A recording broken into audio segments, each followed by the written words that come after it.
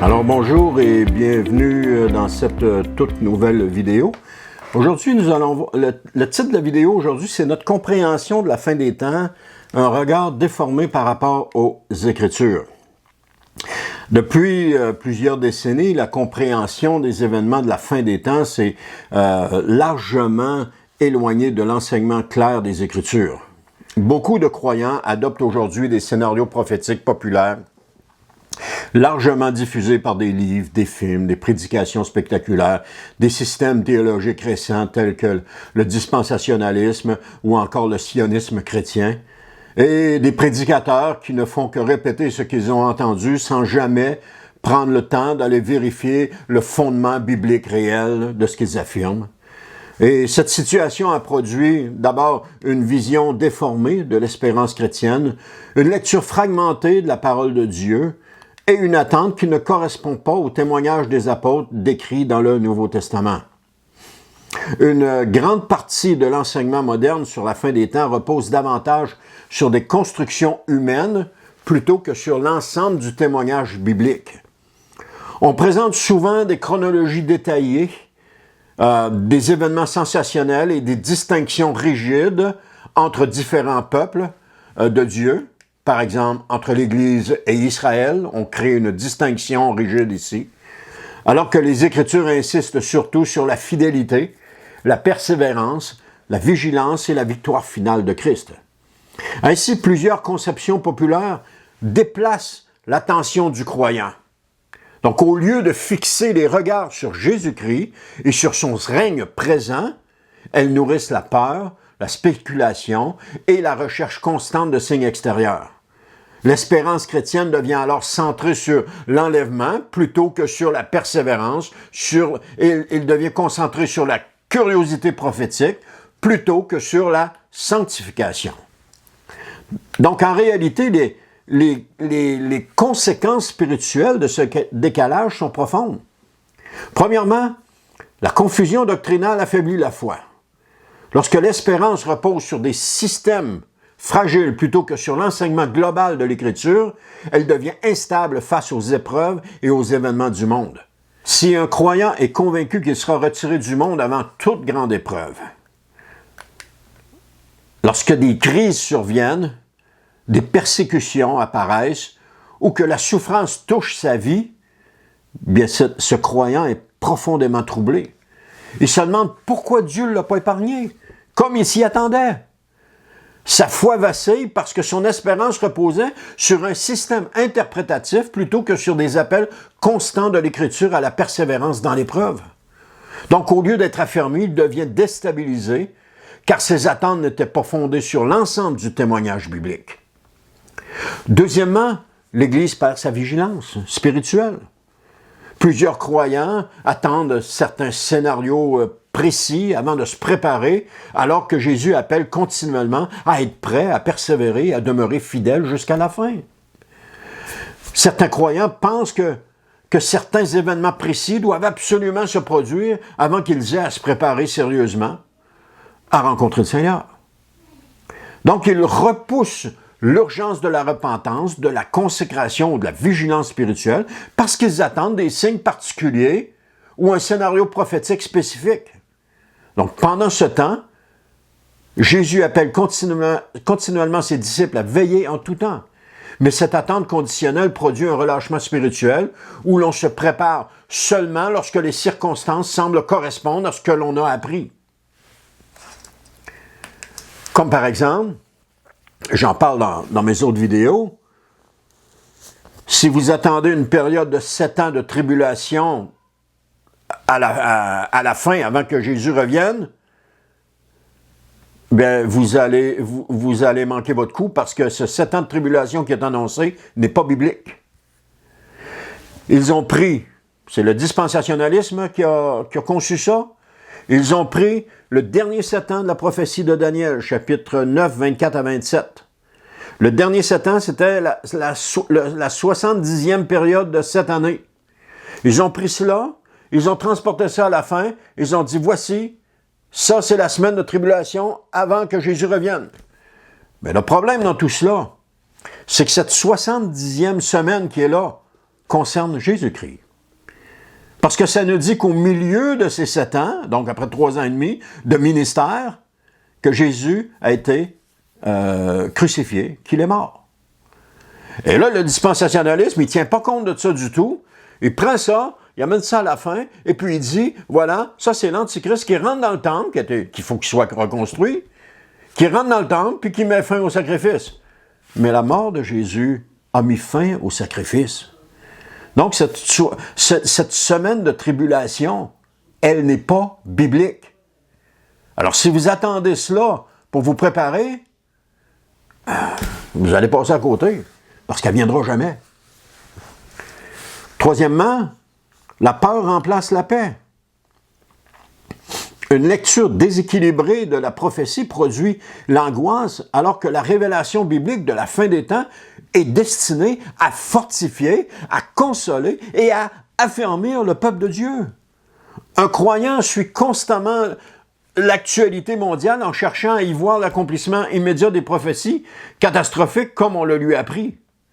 Ainsi, chaque crise politique, catastrophe naturelle ou conflit international devient pour lui une source d'angoisse intense. Il vit donc dans l'inquiétude permanente, persuadé que le pire est imminent. On parle de guerre, de troisième guerre mondiale. On n'arrête pas de parler de ça. Tout cela a pour but de créer la peur, de créer l'angoisse. Et là, dans cette troisième guerre mondiale, c'est sûr que c'est la bombe atomique. Ils vont tout détruire, ils vont tout nous tuer. So what? Ma foi n'est pas dans les événements géopolitiques. Ma foi doit être en Jésus-Christ. Parce que si ma foi est en Jésus-Christ, que je sois encore en vie lorsqu'il va revenir ou que je sois mort, quelle différence ça fait? Parce que si je meurs avant que Jésus revienne, je meurs dans quoi? Dans l'espérance qu'il va revenir. Et si je meurs dans l'espérance qu'il va revenir, lorsqu'il va revenir, il va me ressusciter et m'amener avec lui. Si je suis encore en vie, je vis dans l'espérance de voir Jésus revenir. Et qu'est-ce qui va se produire? Il va revenir, mon corps va être transformé en un instant, en un clin d'œil, en un corps glorieux, et il va me prendre avec lui et m'amener avec lui. Dans les deux cas, je suis dans l'espérance du retour de Christ. Mais attention, il y a tellement de scénarios, j'allais dire burlesques, on peut dire ça de même, des scénarios burlesques. Ah, Jésus revient avant la période des tribulations. Wow, la période des tribulations, c'est pas biblique. Là, il amène son Église avec lui au ciel pendant 7 ans. Et là, devinez quoi? C'est les noces de l'agneau. Wow! L'ordre est pas bon. Donc, au lieu de recevoir la paix que donne la souveraineté de Dieu et l'espérance du règne de Christ, sa mauvaise compréhension de la prophétie nourrit la crainte et l'anxiété. Pourtant, les Écritures présentent la révélation prophétique comme une source de consolation et d'encouragement pour les croyants. Lorsque le livre de l'Apocalypse a été écrit, c'était pas pour que les croyants puissent spéculer sur les événements de la fin des temps, c'était pour qu'ils soient encouragés au milieu des souffrances dans lesquelles ils étaient, parce qu'ils étaient persécutés par l'Empire romain. Persécutés, tués, emprisonnés, etc.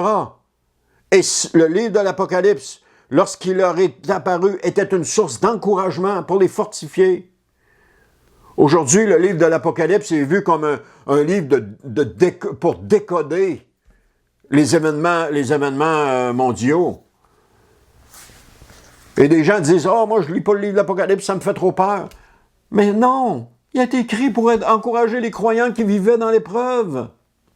Il est encourageant parce qu'il nous montre qu'à la fin, Christ est vainqueur, que nous sommes vainqueurs avec lui. Quatrièmement, l'attention est détournée de l'essentiel. Au lieu de vivre dans l'obéissance, la sainteté et la mission, certains s'attachent à des débats spéculatifs qui ne transforment pas la vie chrétienne. Des discussions interminables occupent certains croyants autour de chronologies détaillées, d'identification spéculative de personnages prophétiques, Élie, Enoch, Moïse, ou d'interprétations complexes d'événements futurs. Beaucoup de temps et d'énergie sont consacrés à débattre de ces questions. Mais pendant ce temps, la prière, l'évangélisation, la sainteté personnelle, l'amour fraternel et le service concret passent au second plan ou sont relayés au second plan. La vie chrétienne devient centrée sur des spéculations intellectuelles plutôt que sur l'obéissance quotidienne à la parole de Dieu. Et ce déphasage s'explique souvent par plusieurs facteurs. D'abord, l'influence de traditions humaines, puis les fausses doctrines acceptées comme des vérités bibliques, l'isolement de plusieurs versets hors de leur contexte, la négligence de l'ensemble du témoignage biblique et finalement l'abandon d'une lecture centrée sur Jésus-Christ comme accomplissement des promesses de Dieu. Pourtant, la solution demeure simple et accessible. Revenir aux Écritures elles-mêmes.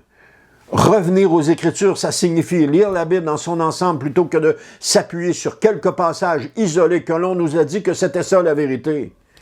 Cela implique d'interpréter les textes prophétiques à la lumière de l'Évangile et de l'enseignement des apôtres et non des gens qui sortent des versets de leur contexte pour leur faire dire ce qu'ils veulent qu'ils disent.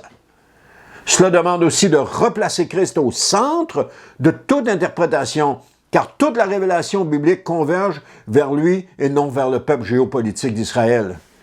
Il s'agit également de retrouver l'attitude des premiers croyants qui examinaient chaque enseignement à la lumière de la parole de Dieu, qui persévéraient dans la doctrine apostolique et qui vivaient dans l'espérance du seul retour du Seigneur avec sobriété et fidélité.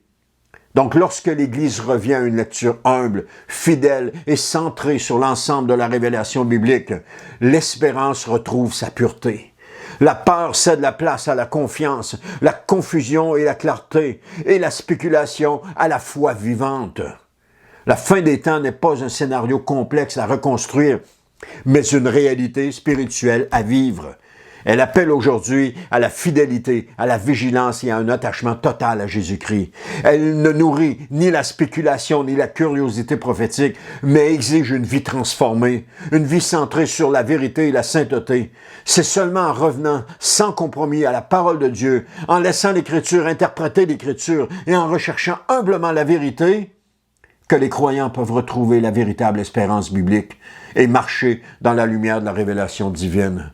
Aussi longtemps que le mensonge du dispensationalisme et du sionisme chrétien est accepté comme une vérité biblique, ceux-ci maintiennent les croyants dans la confusion, les éloignent du témoignage clair des Écritures et les privent de la compréhension authentique enseignée par Jésus et les apôtres. On ne peut s'attacher à des constructions humaines et demeurer pleinement enraciné dans la vérité révélée par Dieu. Alors merci d'avoir été à l'écoute et on se dit à la prochaine pour une autre vidéo.